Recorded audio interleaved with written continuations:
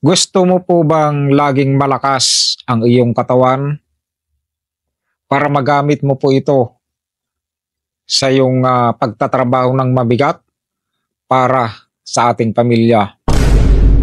Tandaan po natin, mahirap pong magkasakit po ngayon dahil napakamahal po yung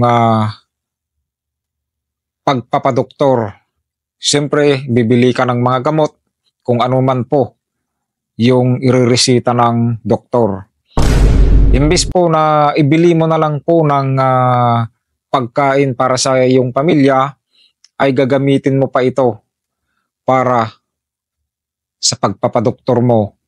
So, kailangan po nating maging malakas. Di po ba? So, magbibigay po ako sa inyo ng health tips para mapanatili na laging malakas yung ating katawan at ligtas po tayo sa lahat ng uri ng karamdaman.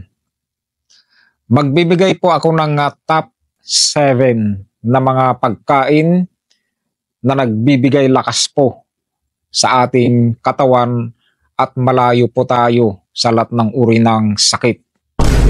Una po, kamatis. Pangalawa, carrots.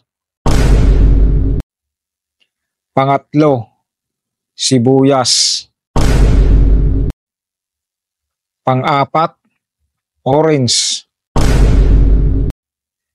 Pang-lima, papaya. Pang-anim, repolyo. At pang-pito, itlog. Kaya lagi po natin itong kainin dahil ito po ay nagbibigay lakas sa ating katawan. Sana po nakatulong.